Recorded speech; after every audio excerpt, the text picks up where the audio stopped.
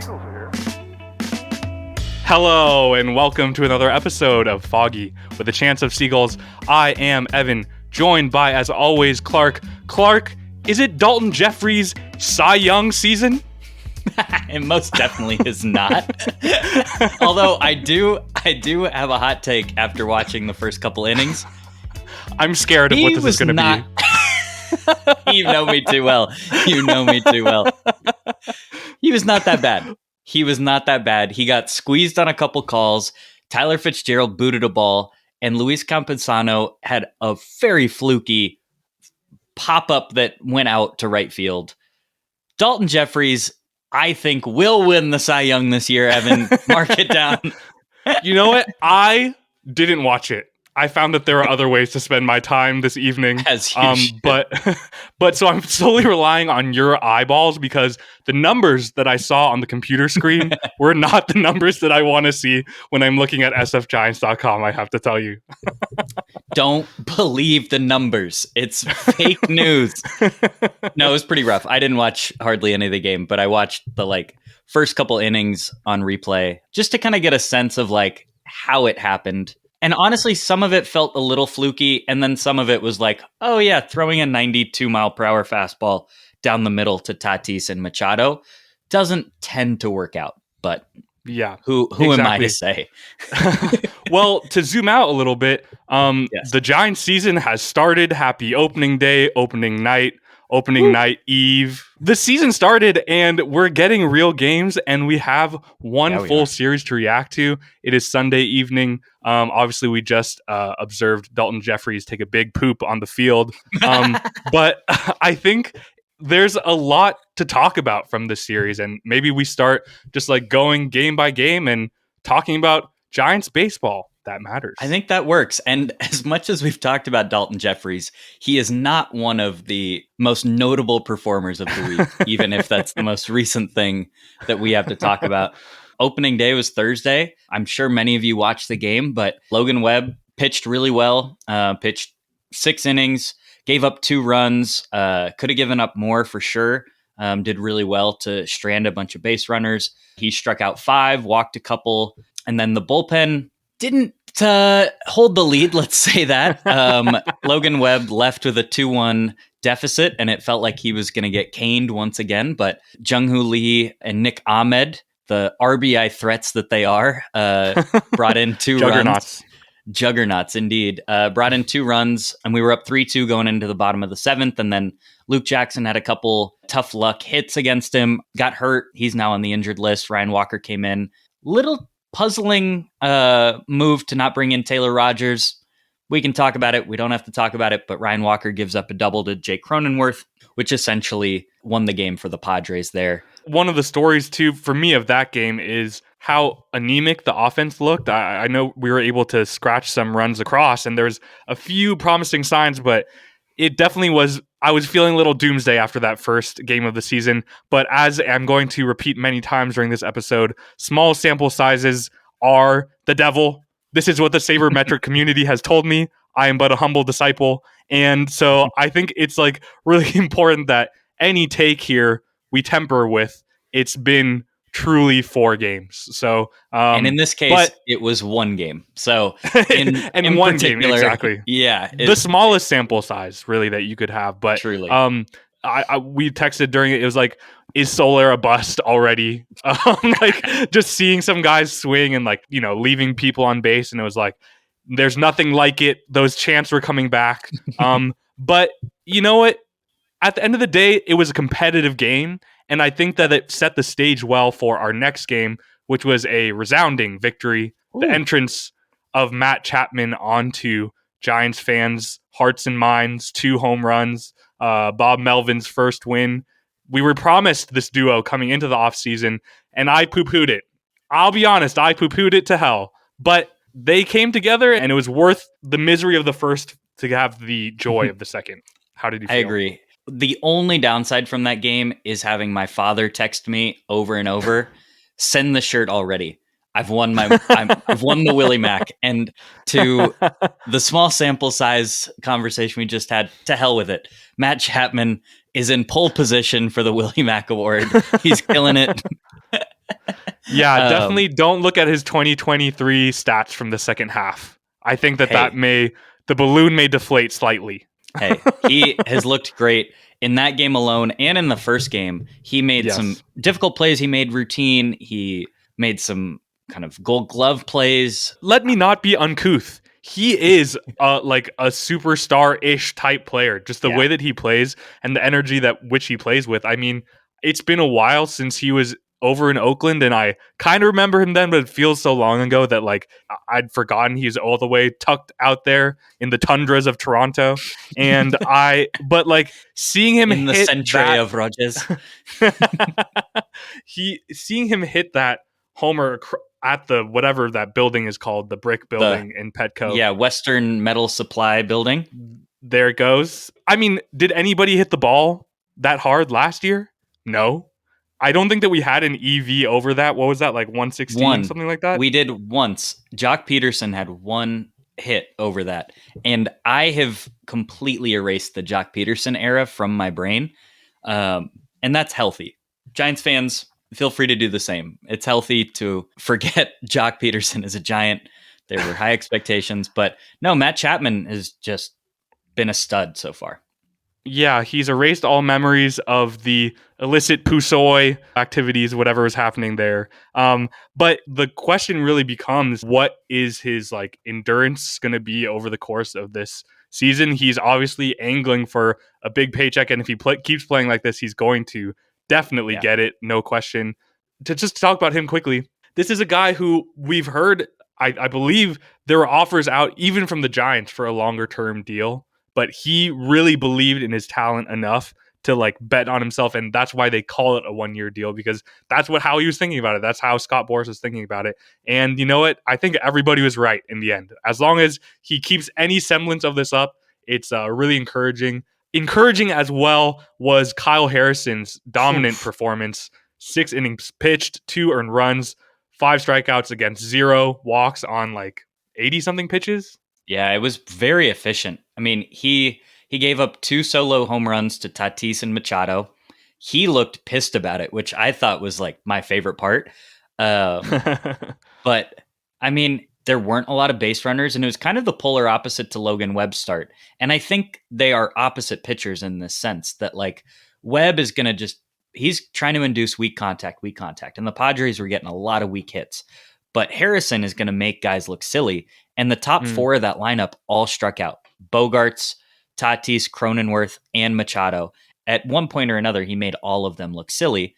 Machado and Tatis got the best of him, but with no one on base, which I think is the crucial part of that. And if you're going to give up homers, I mean, Tatis and Machado, like, sure. Yeah. They're no Luis Campusano, but you know. Also, we had the debut of Landon Roop in this game. How did he look to you? He looked a little nervous, I'll be honest. And also shout out Eric Miller, who also made his debut on opening day. They caught his mom standing up after his third out was a strikeout saying, "That's my son." And I thought that was really cute. Really but Landon Roop, I thought it was really interesting. So they had him start warming up. We were only up 2 in the 7th inning. After Kyle comes out of the game or after he's done, we ended up tacking on 2 insurance runs and Roop came in, but it looked like that was the plan all along, which I mean, the organization keeps showing us what they think about this kid. And I think we have to really start paying attention to the fact that he's going to be a crucial part of, I would imagine, the bullpen. It feels like we have more starting options.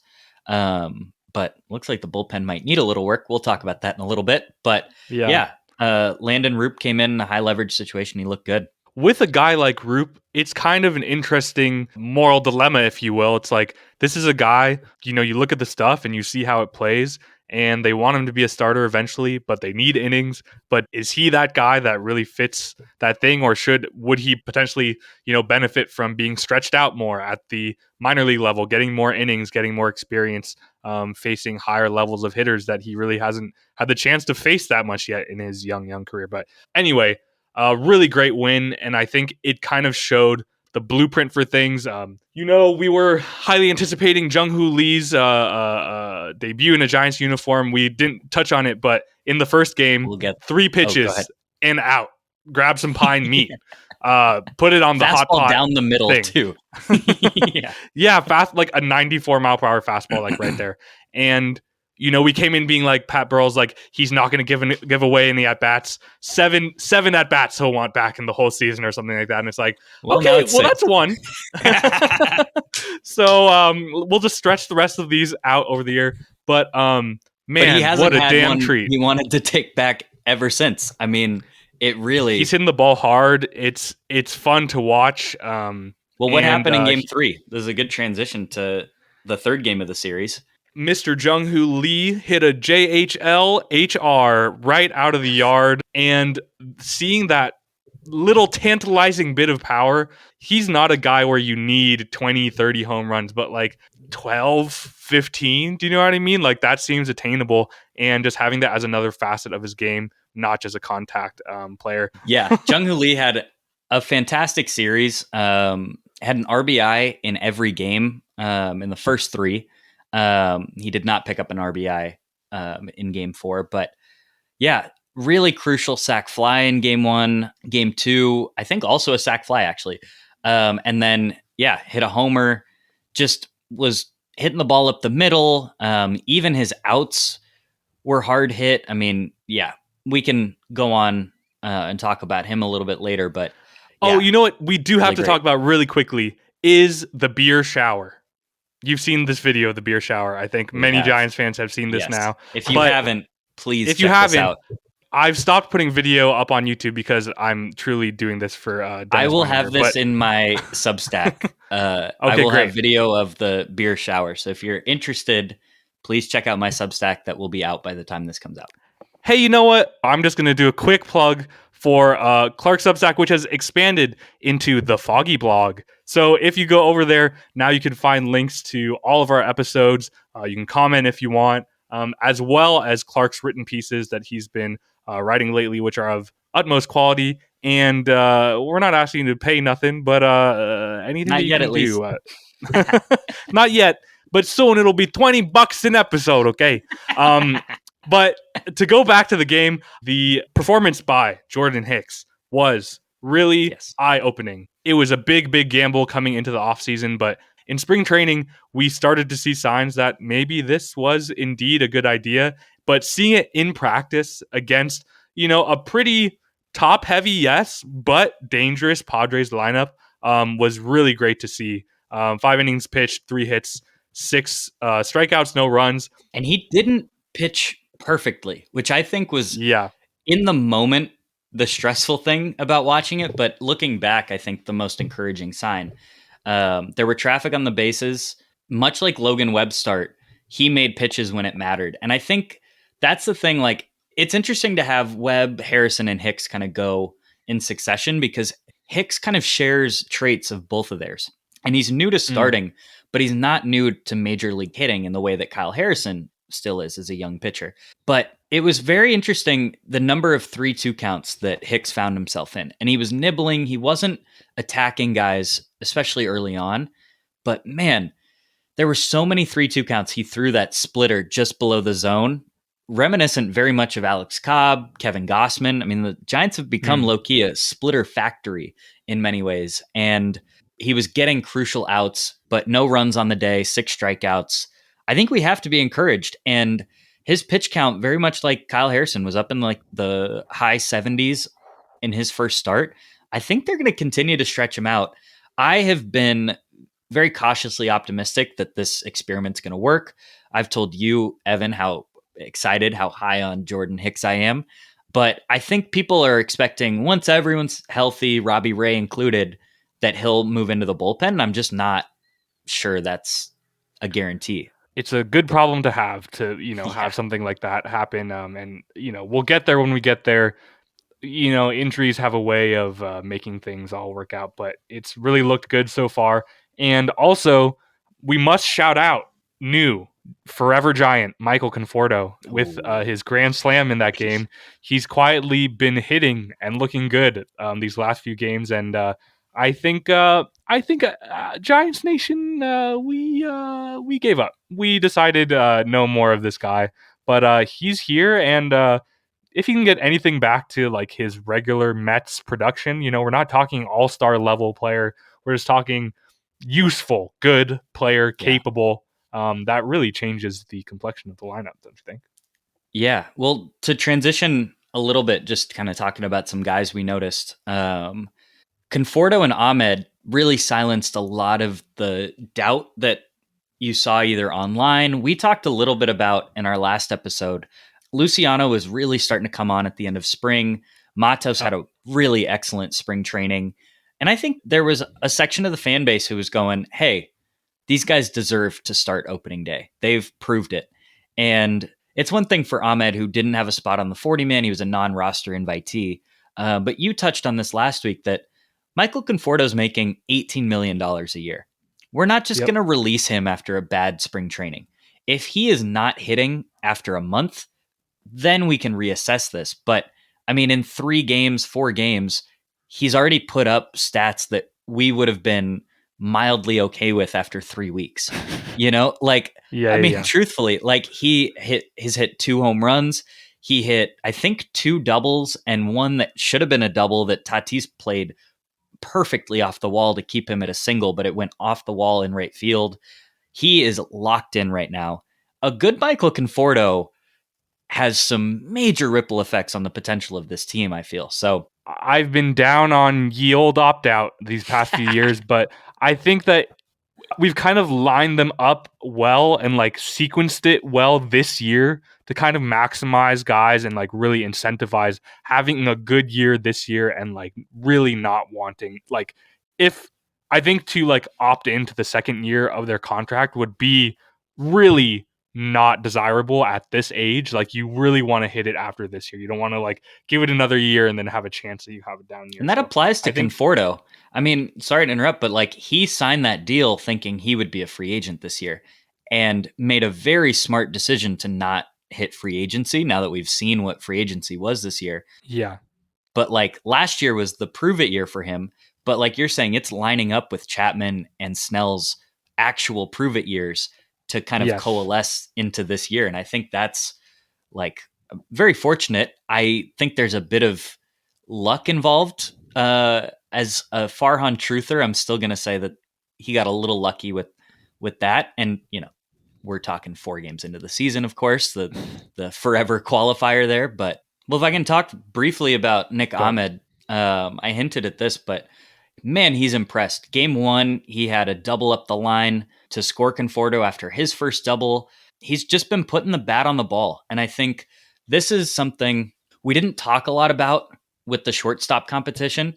It was all about the defense and kind of power potential.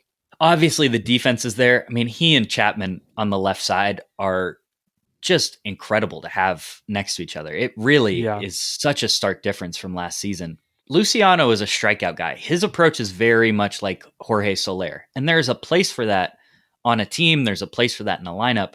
But having a guy in the 9-hole, which Ahmed is, I think it's way more beneficial to have someone who's just slapping the ball and just trying to make something happen, hitting the ball, productive outs. You hinted at this when we were talking about game 1, but the offense wasn't that great, but they were putting up runs because they were being very efficient. But we really manufactured runs, and Ahmed was a huge part of that in the first couple games of the series. So, wanted to shout him out too. Like you said, like he's not going to be a power threat because he looks emaciated, gaunt. He looks kind of like that Scream painting. He's a skinny little guy, but he kind of like has, because of that, a retro style of play that kind of takes you back to when it was Bruce Bochy and Ned Yost in the opposite helms in the World Series. That's this kind of style of play. And Luciano's ceiling is obviously higher than Ahmed offensively, but it's called the Keystone. Do you know what I mean? Like, you bring up shortstops and then you send them other places. Like, you're trying to find those players that can really hold down that position. And I think until Luciano really proves that he can, I see no reason to rush away from Ahmed. I mean, if Ahmed drops off a cliff, then it's a Casey McGee type story. Do you know what I mean? But at the end of the day, he's perfectly capable. Happy. Let's just give a round of applause for Evan joining the Nick Ahmed bandwagon. It took all but 4 games. We welcome you in open arms, my brother. I feel like this is the boomer side. But like, You're making such a good point. I mean, you're alluding to the 2014 World Series between the Giants and Royals. Neither team had power threats, but both teams were so good because they manufactured runs, they put bat on ball. And that type of baseball has really gone out of favor since that World Series. It's been very three true outcomes, home run, strikeout, walk. And I said this already, there's a place for those types of hitters. But I think the Giants over the last couple of years have gotten so dependent on those guys producing at the right time. And I think you need to have a balance, you know? I think Soler is more of a three true outcomes guy. Yastrzemski, Wade, those guys are very much like kind of looking for their pitch to drive. Although Lamont Wade was kind of spraying the ball around early in the series too. He was picking up a lot of singles. I really liked him in the 3-hole, kind of surprisingly. But I think there's a place in baseball now, and I think we're coming back around to this where getting bat on ball and making stuff happen is very helpful. And then on the flip side, you know, you have to have guys who can pick it. And our infield defense in particular was really astounding. From Chapman and Ahmed that we've talked about, shout out Tyro, that defense and slapping the ball around, that it's important, Evan. We're not just boomers for saying it. It's important. No, it's true. I mean, it's the way that the game honestly is slightly orienting itself towards. And I think, I mean, in my eyes, the people who see that sooner rather than later are going to be the people that find success. The league is giving you an opportunity to have a stolen base be easier. The bag is bigger. It's closer to you. We still don't accept that yet. Is 80% or whatever. But we're all slow still. But I'd like to see a little bit more of that. But you know, with the shift being banned, I kind of like forgot that was like what we decided to do watching the games and seeing the regular defensive alignments. I was like, oh, it really favors just like you hit the ball and you don't know exactly where it goes. Do you know what I mean? Yeah. I think that because you can't scientifically locate exactly where a guy's going to hit the ball. Exactly. Yeah. You're just trying to like put the barrel to the ball and put it in play. And having the power threat balance really is important and does help. And seeing us hit home runs is always reassuring to me. But I think the rest of the time you got to like keep it moving, because it just really, I feel like an offense will grind to a halt when it's like just a bunch of strikeouts. It feels like nothing. But like if you're just at least putting people on base, like it feels way better. And having Jung-Hoo Lee, I mean, not to like go back to him, but having him at the top of the lineup he is, if you Google leadoff hitter, Jung-Hoo Lee's face will come up. Like he is that, and he is that guy. His name literally is in the word lead off. Okay, so my one bad pun of the game of the or the podcast, not game. No, this is a game that we're playing between you and I intend to win. Unlike the Giants today. Shout out to Kai Wei Tang, by the way. Back to Jung-Hoo. I think the league is taking a little bit to adjust to him because they just don't have that prep material on him from a data standpoint. And so obviously he's a very accomplished player, but in a way, it's like graduating like a prodigious prospect a la Jackson Chourio for the Brewers. Shout out to him, having a great debut series. But it's like graduating a prospect and being like, okay, how's it going to work? And I feel like in my mind, the typical phase of like a prospect's first season in the majors is you have that one little week where they haven't gotten the data on you yet and they don't know what you're going to do. A la Casey Schmidt, a la Jarrett Parker, a la however many Giants minor leaguers came up and had like one good week. And now that's all they need, like a week of data on you. And then they're starting to like figure out how to approach you. They're getting enough information. And then there's your first adjustment period, is how do you adjust once they've figured out kind of your general approach? Because he's tried to like pre-anticipate this by altering his swing last year, but then that changed a little bit more here in spring training. I'm just so excited to see him face the challenges of, you know, a major league staff. And I think you're kind of seeing that with the velocity that like could be at times when it's like, it's not just 99 in today's game. It's 99 with 2 feet of vertical run, and somehow it turns back around and it becomes a knuckleball at the end. And you're like, how do they even do that? It's like, it's inhumane stuff. I don't know that much about hitting mechanics, but it really feels like he's winding the thing, like pulling the rubber band back and then just like letting it snap, just like it's a really short, compact move, but he really loads, and then just there's more like kinetic energy going into the hit than you would think from like a little guy like him. But it makes you think of like, obviously Soler made the comparison to Luis Arias. I kind of like am seeing a little bit of like an Altuve-ishness about him that I don't hate. And like, if he could tap into that power,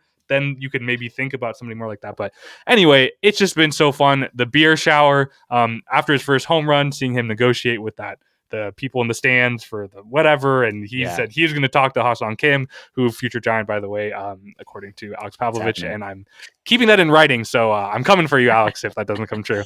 One but quick thing about so Jung-Hoo Lee too. Yeah. I love the way he takes a pitch. He stares down the pitcher as if to say like, what are you going to show me? Is that all you got?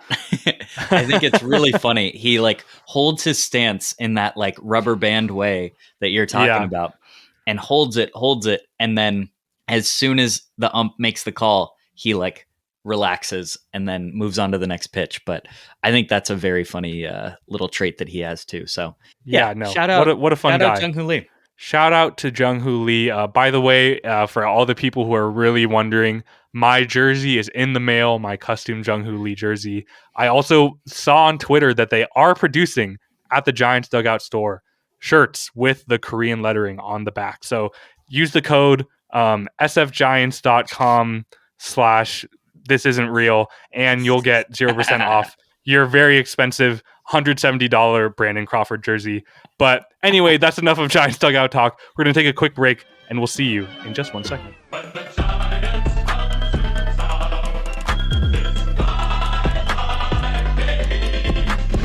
Welcome back.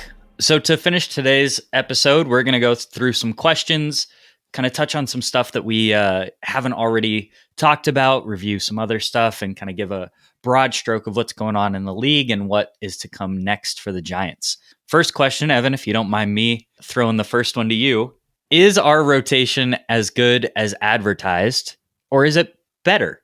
After Jordan Hicks's start, I was on cloud 9, and then Dalton Jeffries came, and I knew that we were World Series bound. But I think honestly better, simply because of this. Our standards were a little messed up last year. I think we came to rely on Webb, Cobb when he was around, and then we just prayed every week, hoping that a new minor leaguer would come up that could like take the spot. And now we've got Webb, Harrison, Hicks, Snell to come. He hasn't even pitched a game yet, but I think through a minor league game, even though it's minor league hitters, he struck out 11.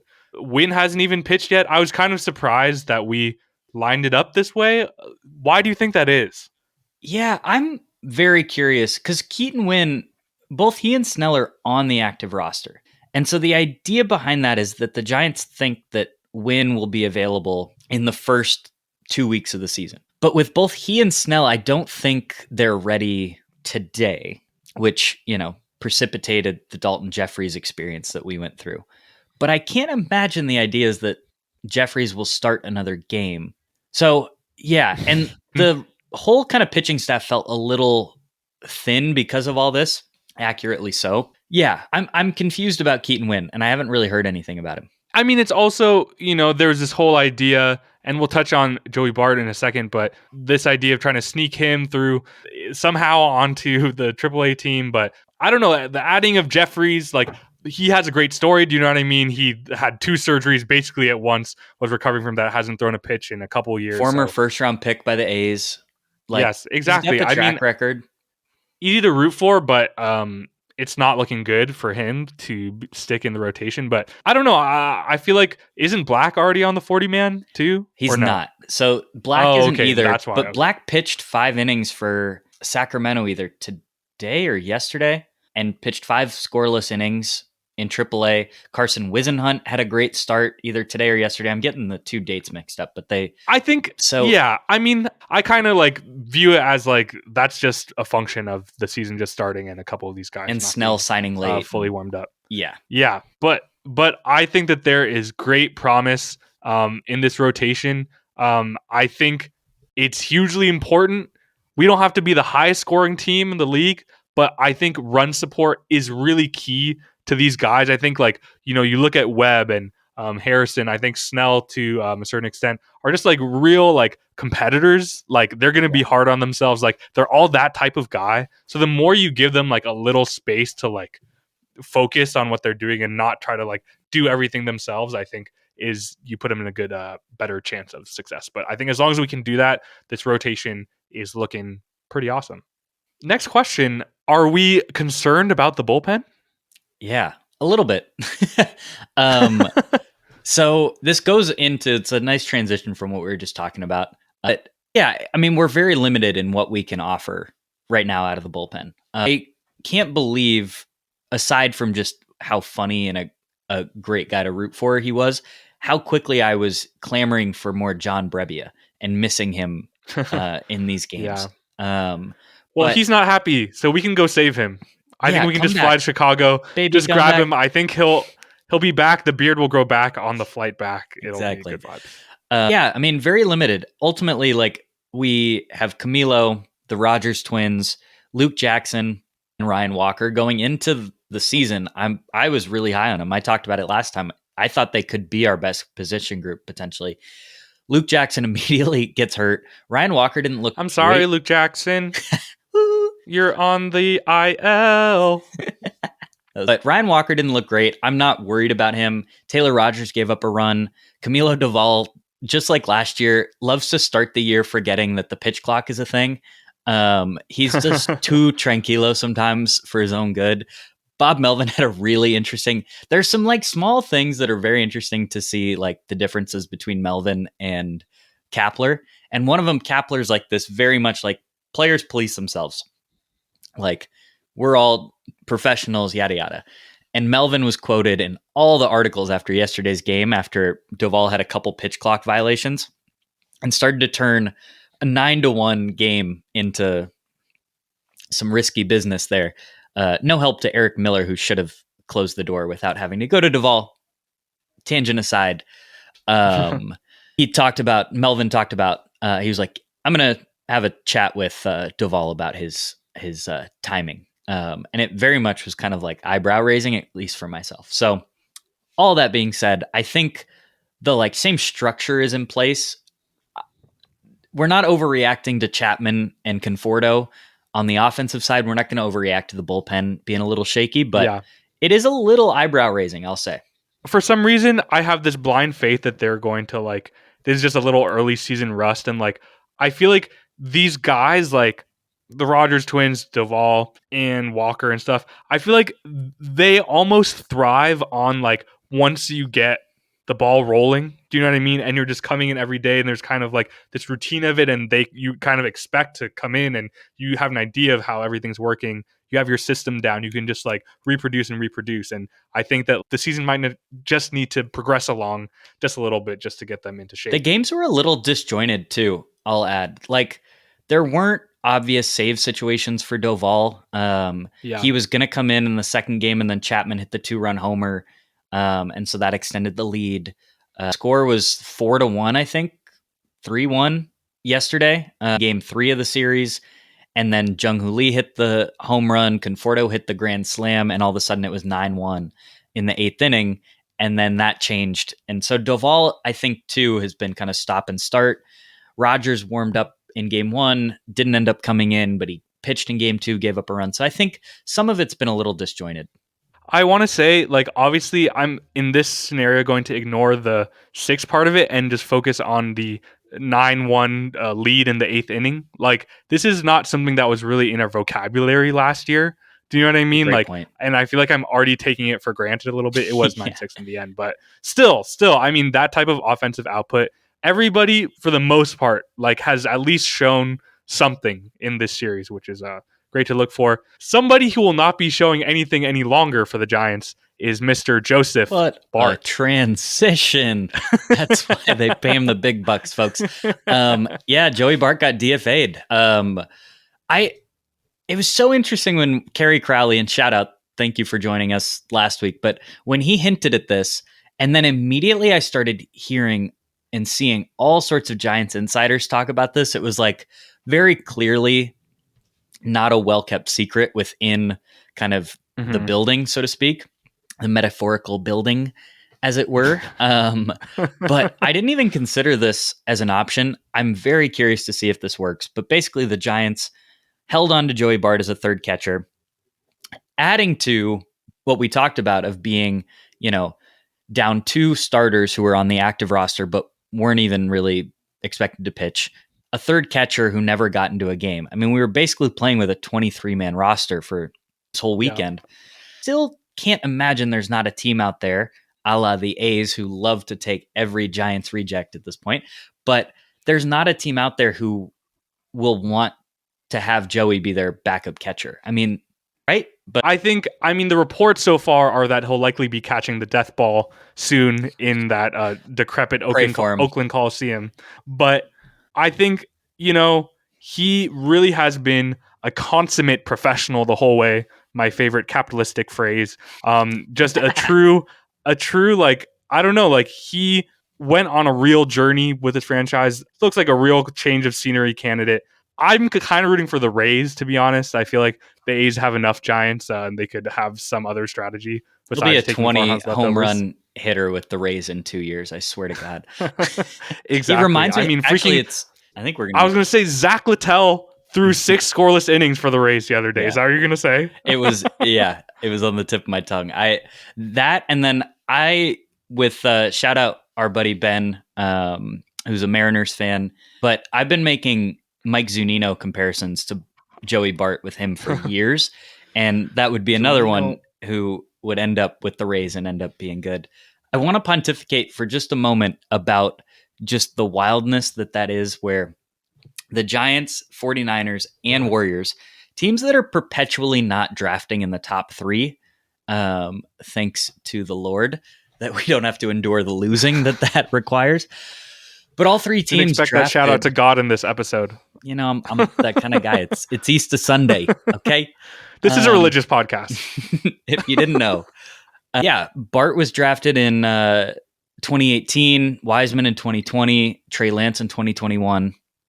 And all 3 did not live up to expectations of being a top 3 pick. And I think there's this added element that the pandemic has had on athletes who were between like 16 and 21 years old, that I think will be very interesting to track over kind of the lifetime of athletes. We're seeing it. That 2018 baseball draft in general has not produced many good players.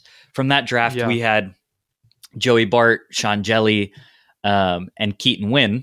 So far, Keaton Wynn I think he was a 5th round pick, has been the best one, but all of those guys have gone through some hurdles and some difficulties in their development that I think aren't on the fault of the player nor the organization. And I think the pandemic has a lot to do with that. And that's true for the other sports too. So just something I'm fascinated by and wanted to quickly name before we go on to the next thing. Speaking of development, Luis Matos was recalled when Mike Yastrzemski went on the paternity list. Congratulations to Mike on his new daughter. But son. With the son, really? Yeah. Nicknamed Kai? Did I catch that correctly? In honor of Kai Correa, do we think? I don't know, but Kai Correa reposted that on social media and seemed to at least find camaraderie in it. I don't know if it was like truly honoring him, but cool nonetheless. If there's a hidden Kai Correa Mike Yastrzemski connection, I think that's fun, and I want a video about it. But anyway, when Yastrzemski went on the paternity list, Matos was recalled. He has not started a game since he's been recalled, and that has caused some controversy in the Giants community. On one side of this controversy are between the two you of and I. No, but on one side of this controversy are people who say that Luis Matos should be getting everyday at bats for his development, and on the other side are wrong people. Wrong people. Do you want to speak? That was fantastic. So I do want to shout out that because Wilmer got hurt today, and it doesn't appear to be a long-term injury, but Matos ended up basically playing an entire game today, so it worked itself out. However, it was notable. I don't think either of us predicted this going into the season, that we would be seeing Lamont Wade Jr. starting more games in right field than anyone else this year. And yeah, I mean, I texted you earlier today before the game and was like, I really thought Matos would start this game at least. Yeah. Because Tyler Fitzgerald relieved Ahmed. It felt like that kind of made sense. But the Padres only had right-handed pitchers that they started games with. So I was wondering if they wanted to reserve Matos for like a bench role. Ultimately, when you've got two guys who are more or less platooning at first base in Wade and Wilmer, who are both above average hitters, I think finding an opportunity to keep both of them in the lineup is more enticing for Bob Melvin than starting a 22-year-old Matos despite having a good spring. So that's the wrong side of it, I guess. But now here comes the righteous side of it, which is to say that I think that just for what I think that he could be for us this season, I think for the fact that he missed the opening day roster, as good of a spring as he had, and he took the demotion in hand. I mean, so I heard. I mean, maybe not internally, but as he should. But then I think it would be a nice sign to be like, you have like a real chance of like, you can stick here, like show me what you got, more than like proactively and just being like, you're going to start today, we expect this of you. Do you know what I mean? Rather than, he didn't expect that he was going to be out there today. And so for me with Matos and Luciano, I'm at a place where it's like, I just want them taking regular at bats wherever they are. And if that can be at the major league level, then I'd love to see it. But I think honestly, the whole thing with Wade for me was more about him fielding right field, which you mentioned. I don't love it. He's fine out there, serviceable, had that little bobble that recovered, whatever. But I'd like to see Matos out there. I don't know exactly when Yastrzemski comes back, but I'd imagine potentially tomorrow. I wouldn't be surprised if Matos goes back. Yeah, but when he comes back, give him some at-bats. It doesn't have to be starting every day, but just get him involved. I think that's the inherent difficulty, though, of the position that he plays. That he is kind of that first outfielder that we're going to call on, but it is still like, yeah, you're our fourth outfielder. Even, I mean, ahead of Austin Slater today. Austin Slater has a very particular role on the team, but it's an interesting balance, and maybe that's just something we saw last year. Opening day, Gabe Kapler started Wilmer at third as kind of just a nod to respect the veteran for the opening day, opening series. Maybe there's a level of that of like, as the season goes along, there will be more like rest days, but for right now, Lamont Wade is healthy, and he's not going to be healthy for all 162, so might as well keep his bat in the lineup while he's healthy. Well, moving on, does this series change how we feel about the team this year? It does for me, and it shouldn't. As we mentioned at the top, it shouldn't, because 4 games mean nothing. The Giants were amazing in different 4-game stretches last year, but I think the key to this is we split this series. And I'm not overreacting by the results. I'm overreacting to a lot of the process. I think it's a lineup that makes so much more sense top to bottom than last year's team. I think the rotation is so much. I mean, like you said, we had 2 functional starters last year, and now we have 6 or 7. It's truly a real change on the rotation side of things. And the bullpen's more or less the same. But I'm really high on the defensive potential for this team, and that's something that is going to sustain game in, game out if the offense kind of has highs and lows. So that's kind of where I'm at. How about you? I agree. I think the things that like maybe gave me some concern, I feel like I'll give some time to see how we evaluate that. Like, I think there are some base running gaffes, basic stuff that's like kind of embarrassing from some players that should know better. But this is going to happen at the beginning of a season. But you get the thing rolling like we were talking about with the relievers, and I think some things will iron out. I know that we signed all these free agents, but I still thought we'd find a way to be like scoring on average 3 runs a game or something. I think I undersold the offensive potential of this team, and they're pitchers with flaws, but the Padres like front 3 aren't anything to sneeze at. Like those are 3 good pitchers, and I don't even know who pitched today, but regardless, like I think it's a very Yankee. Michael They got King. him in the trade. He was good. I was impressed with him today. Yeah, but there will always be something to root for. Always somebody in the lineup at any given point that you're like, yeah, that guy. Like I feel like that is such a relief, and like I think we were excited going in. I'm even more excited than I was before. But my expectations have been tempered. How do we feel like the Giants kind of fit into the NL West relative? You want to break down some of the NL West results and then kind of talk about that for a sec? Sure do. This is going to be a competitive division. The Dodgers are good. Seeing Betts, Ohtani, and Freeman every game is absolutely insane, I do have to say. But honestly, I could see anybody winning the division if things turn right, and anybody being in 3rd or 4th place. Like of these 4, I think there's kind of an interchangeability, just depending on how everybody endures the season, the inevitable injuries that are to come. But it's the Diamondbacks. I underrated them again. They're here to stick around. Obviously, I'm not playing gonna a put a really talented team. Yeah, I was just going to say, I'm going to pump the brakes just briefly.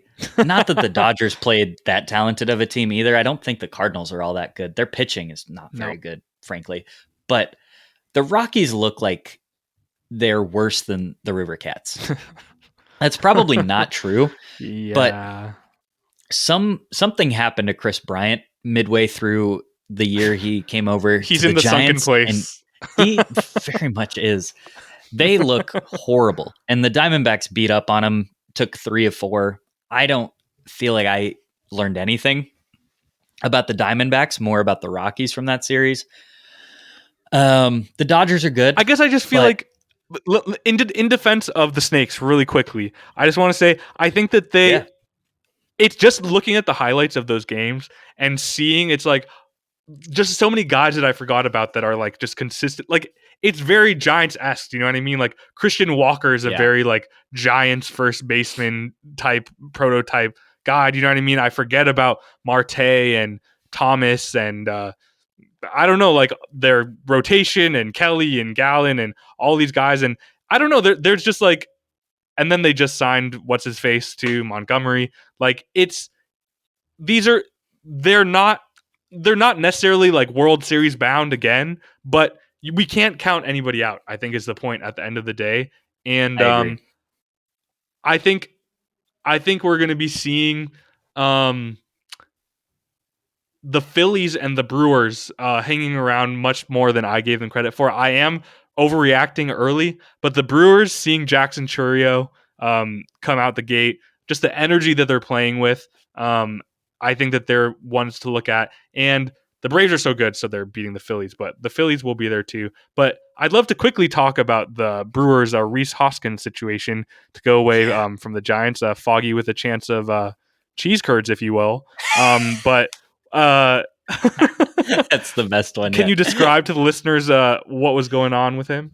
Yeah, so Rhys Hoskins broke up a double play, slid in hard and late on Jeff McNeil, who threw an absolute fit, started yelling at him while Rhys Hoskins was still on the ground. The bench is cleared. John Boy has a fantastic breakdown of it, so I'm not going to try to do my version of it, but go to that if you want the details of it. I live for his lip-reading breakdowns of bench clearing brawls or just little spats during the baseball season. So Rhys Hoskins, like they kind of go back and forth, and Jeff McNeil's basically calling him a dirty player. Yeah, my personal take was it was a late but legal slide. Hoskins was doing his job, trying to break up a double play.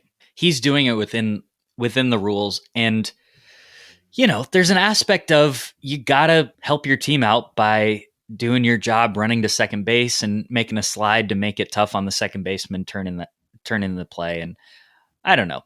A part of me is like, Jeff McNeil, get over yourself. But I don't know. How do you feel? I mean, he deserves it as Austin Slater's worse and Ugly more twin. Karen-y clone, Yeah. ugly twin. ugly evil twin. He was just looking to pick a fight. I mean, he clearly had watched video of Hoskins like sliding or whatever from before, but it's like he does that too. I mean, I don't know where the high ground that he went to stand on is. I don't think that he's on the base, so he's a little higher.